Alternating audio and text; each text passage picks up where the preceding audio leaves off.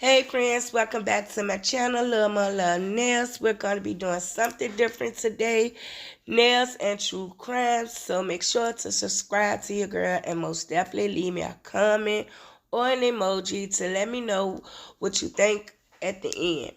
If you're not new to my channel, thank you for coming back to check your girl out.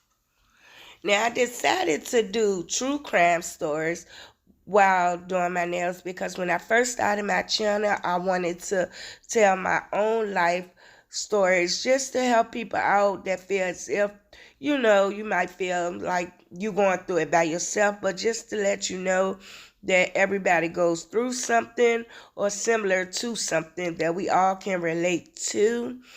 So, last year in September, my dad and my brother died 2 days apart. So after that, honey, that was like the worst experience that I've ever went through. You hear me? And I'm not even ready to talk about them two stories. You might hear me speaking bits and pieces about it. But other than that, that is it. So now that I have my mental state back, I was like, you know what? I can do true crimes because I love watching true crimes. So, anyway, girl, that's what we're going to be doing. So, I hope y'all enjoy our true crimes and our nails. And at the end, just let me know, do you think I should continue to do true crime stories or, just talk about the nails? And today, in my own words, I'm going to share a true crime story I've been obsessed with since it happened. I just can't get over how what seems to be the best husband and dad of the year kills his whole family for some cookie he can't even smell right now. On August 13th, 2018, a beautiful 15-week pregnant mom, Shanann Watts, age 34, and her two gorgeous daughters, Bella, age 4, and Celeste, better known as Cece, age 3, was nowhere to be found. Nicole Atkins, Shanann BF, was worried because she knew Shanann was too OCD to do anything out of the norm. Just to make sure Shanann was not tired from their weekend business trip and was okay, she decided to do a home visit. Nicole had dropped her BF off at 1:48 a.m. that Monday morning. So that could be the reason Shanann was not doing her regular routines. When she arrived to Shanann's house with her son Nick, she didn't get an answer at the front door. And after entering the code in the keypad to only be greeted by the front door latch, takes a double look. Shannann's favorite black flip-flops that she wore all year round is at the front door, and her white Lexus truck is still in the garage. After getting no response from Shanann nor the girls, Nicole calls Chris, Shannann's supposed to be husband. He tells her that Shanann went on a play date with the girls. By this time, he is at work, an oil company named Anadarko. Confused and in a panic attack of how her BF could be on a play date with the girls when her favorite shoes and truck is right before her eyes, she began to call around to see if anybody heard from or seen Shanann.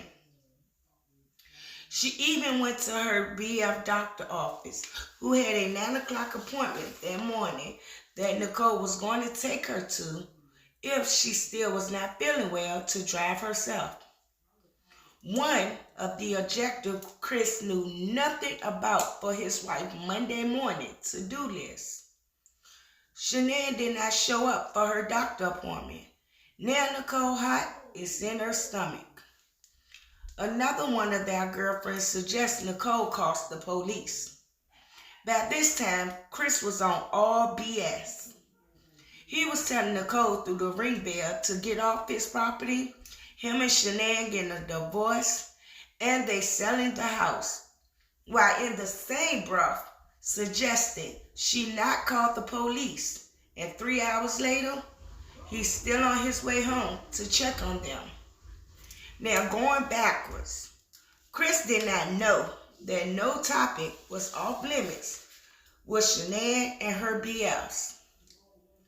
About 2 weeks before August 13th, 2018, she showed them the Facebook picture Chris sent her of a 3-foot doll baby laying on the couch with a white sheet covering her, the same way the police do to cover a dead body.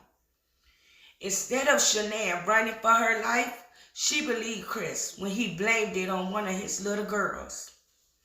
He didn't know Shanann told them how he won't laying the pipe down in the bed, not paying nor giving her attention and affection. How he's short fused with Bella and Cece. How he might be cheating because he spent enough money out of their account for the diner too at a restaurant called Lazy Dog. Now, the diner too took place while Nicole and Shanann was on their business trip. And lo and behold, it's nothing like a real woman's intuition. Shanann was definitely right. He was cheating with the homewrecker that worked with him at Anadarko named Nicole Kassinger, not her best friend, Nicole Atkins. I call her a homewrecker because not knowing to Chris, the wench had stalked his family for a whole year before he even knew her name. Nicole Kassinger didn't want no Chris Watts for real. She was chasing the place of his beautiful wife, thinking he had money and gold, when in reality, he was in debt half to the hills. Anywho, friend, Officer Crimez, the second hero in this story, arrives way before Chris. The officer tried his best to get in the house thinking Shanann may be passed out due to her being a diabetic. By this time, Nicole had called Shanann's mom to only learn that Chris told her that Shanann left in the middle of the night with the girls. Also, the next door neighbor Nate, the third hero, is more involved. Why is Chris lying so much? Chris allows Nicole, who is still on the phone with Shanann's mom, her son Nick, and Officer Crimez in the house. Everybody is looking for clues and asking questions. Not Chris, but he has an answer for everything, laughing at stuff that won't even funny and keeping his face buried in his phone. Something is not right. The officer peeps Chris BS and begins to question him. A little time later, next door neighbor Nate calls everybody to his house so they can see Chris Watts' movements at 5 a.m. that Monday morning. The video showed Chris backing his truck up semi in his garage while constantly loading up something.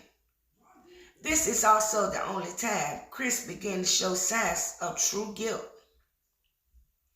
But what could it be? Officer Crimez called this detective over. They both agreed that things was not adding up. Later on that afternoon, they even asked him to go and do a volunteer house search to help them find clues of where the three of them went. The next day, Chris was on news cameras, skinning and grinning while dramatizing as if he wants his family back. Oh, you know they flew his butt down to the police station. After the first interview, they had to release him due to the fact that he didn't admit to any wrongdoing, and he promised he would return the following day to do a polygraph test. By that Wednesday, everybody felt in their heart that Chris had done something terrible to Shanann, baby Nico, Bella, and Cece. I must say that Tammy Lee and FBI agent Graham Cota milked the hell out of Chris' mental state. He confessed the first time to killing Shanae by strangulation after he saw her strangling Cece while Bella already gone. This is one of the stories Tammy Lee gave him, and he thought it was a brilliant idea to make Chris Watts look good. After being found guilty of 9 criminal counts, the unlawful termination of a pregnancy, and tampering with dead bodies, Chris Watts will sit back down while in prison with Tammy Lee and FBI agent Graham Cota to tell them what he calls the truth. He told them that he had smothered the girls before Shanae had arrived home at 1:48 a.m. that Monday morning. He would then kill her by strangulation. After he killed his pregnant wife, Bella had walked in the room asking what was wrong with Mommy. Remember, he thought he had already smothered her to death, only to find out that both girls were still alive. He then would pack Shanae's corpse in the back seat floor of his work truck with Bella and Cece back there with her. What the world? This is just terrible, y'all. Yes, he did, y'all. He put them babies back there with their already deceased mother. Once he arrived to work, which was a 45-minute drive, he buried Shanae and baby Nico in a shallow grave. Went back to his truck, smothered baby Cece, and dumped her body into one of the enormous oil drums filled with oil. He then did the same nightmare to baby Bella, whose let's not forget was still alive to witness this monster evil acts to her mom and baby sister. As she fought for her life, she yelled out, "Daddy, no!" He claims he hears those words every time he closes his eyes. I truly hope they hunt him for the rest of his misery life. Now, with this second story with Chris Watts, when he goes on to tell how he took the girls out to his job site, I truly believe that is the truth. Because it's the most horrendous crime that you can ever imagine. And I also believe when he first strangled the little girls, that had been his first time, that he didn't succeed the strangulation while they was in bed. So he put them babies in them oil tanks, knowing that the oil will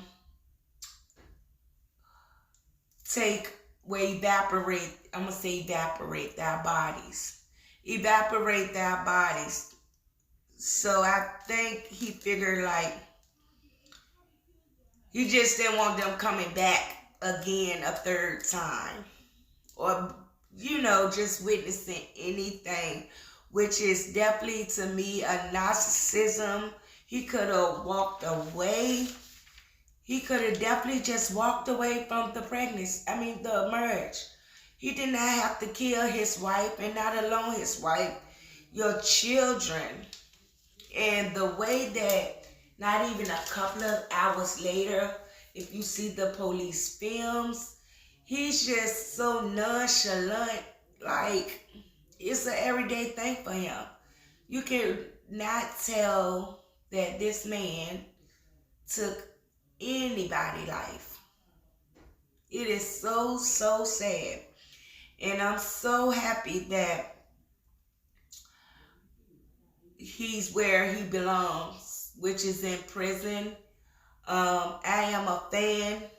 Well, I'm not a fan, but I do believe a life for a life. But Mrs. Rodriguez, Shanae's mom did not want Chris' death on her conscience, so they decided to do life in jail would be the perfect fit for him. And I have no judgment or no comment for that because that's not my call. And he would live it out for the rest of his life, and God would deal with him. So he would definitely get his from the man above. I want to say rest in peace to Shanae, baby Nico, Bella, and Cece. And send my condolences to their family. I hope you guys really enjoyed my true crime video. I want you to subscribe. Make sure to subscribe, like, and comment. Make sure to hit that like button. Make sure to leave me a comment. Let your girl know that you've been here listening. Even if it's just an emoji, you don't have to leave me no comment, long story. Say, hey girl, something to me, girl. Or young man, say something to me. Yes, because I love you guys. Be true to yourself. Always be your biggest fan. Never ever give up and never stop dreaming.